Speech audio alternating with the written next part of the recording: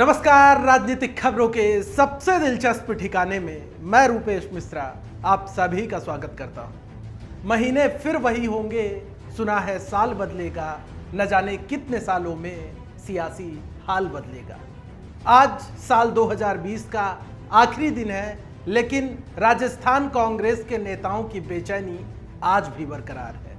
साल 2020 किसी न किसी तरीके से बीत गया, लेकिन ताउम्र ना भूलने वाला ये साल रहा कई मायनों में। फिर चाहे वो कोरोना काल के रूप में लिया जाए या फिर राजस्थान के सियासत के रूप में, ये ऐसा साल रहा कि जब भी सियासी पुस्तकें पलटाई जाएंगी, सियासी यादों को याद किया जाएगा, तो साल 2020 सभी को याद आएगा।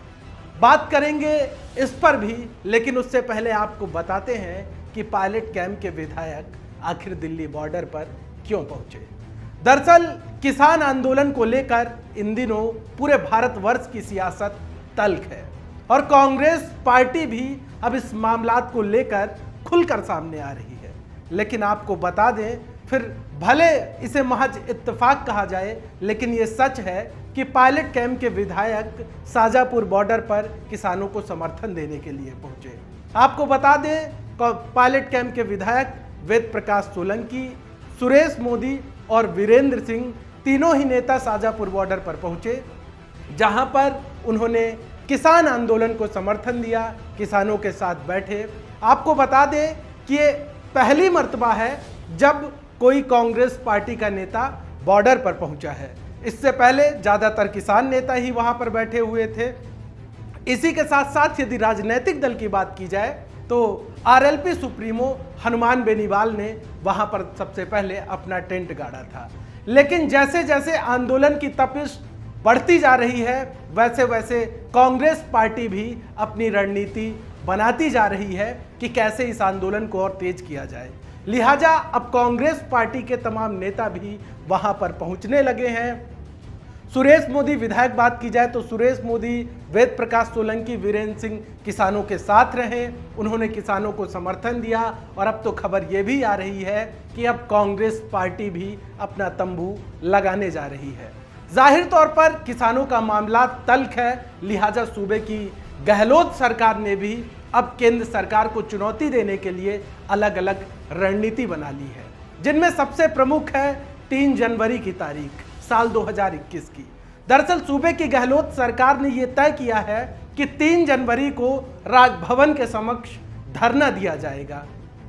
तमाम कांग्रेसी नेता राजभवन के सामने बैठेंगे, क्योंकि इन 3 बिलों के विरोध में सूबे की गहलोत सरकार ने विधानसभा में प्रस्ताव लाया था, लेकिन महामहिम राज्यपाल के यहां से फाइल आगे ही नहीं बढ़ पाई। लिहाजा इसके विरोध में कांग्रेस पार्टी ने यह तय किया है कि विरोध दर्ज करवाया जाएगा धरना देकर। उसके बाद भी यदि केंद्र की हुकूमत ने इन तीनों काले कानून को वापस नहीं लिया, तो फिर सूबे की गहलोत सरकार ने यह तय किया है कि इसके बाद यात्रा निकाली जाएगी, किसान बचाओ देश बचाओ।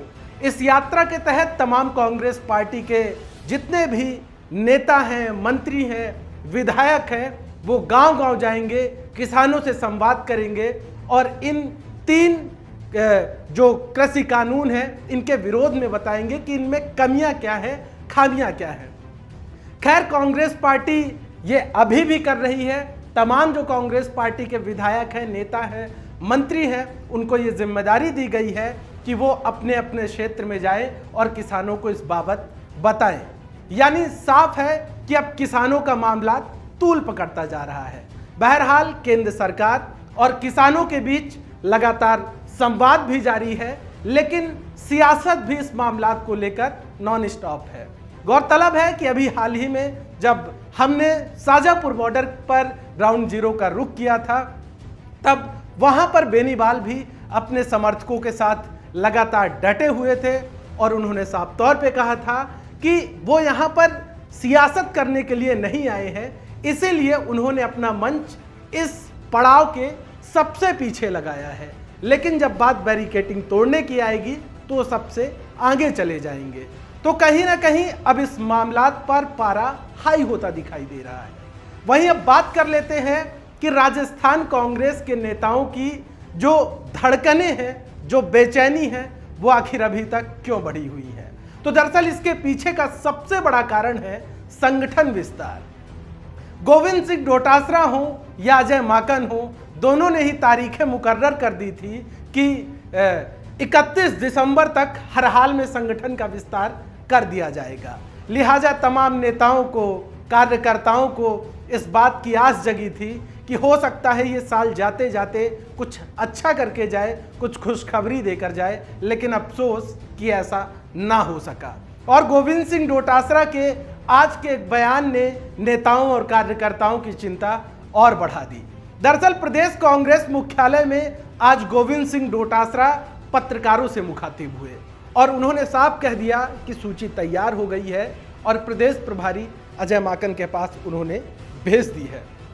लेकिन डोटासरा ने यह बात भी कही कि जो सूची आएगी इसमें 30 से 35 नामों को ही शामिल किया गया है। मतलब साफ है कि कांग्रेसी कार्यकर्ता को एक बार फिर से हाथ मलते हुए इंतजार ही हाथ लगेगा, क्योंकि 30-35 नेताओं में ज़्यादातर पायलट और गहलोत कैंप के नेताओं को ही एडजस्ट किया जाएगा।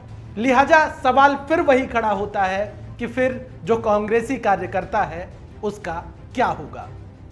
अब आइए बात कर लेते हैं साल 2020 की सबसे सियासत की जो ऐसी याद जो कभी ना भूल पाए, वो है सचिन पायलट बनाम अशोक गहलोत के बीच चली 34 दिनों की सियासी जंग। इस जंग में आपने देखा कि कैसे हालात बने रहे और इन्हीं हालात का परिणाम ये है कि ना तो ढंग से संगठन का विस्तार हो पा रहा है, ना ही सियासी नियुक्तियों का पिटारा खुल पा रहा है और ना ही मंत्रिमंडल विस्तार की कोई सुगबुगाहट नजर आ रही है। लिहाजा अब देखना यह होगा कि आने वाला साल 2021 राजस्थान कांग्रेस के लिए नई रंगत लेकर आता है या फिर हालात जस के तस बने रहते हैं। दोस्तों, कल फिर हाजिर होंगे सियासत की एक दिलचस्प खबर के साथ। तब तक के लिए नमस्कार।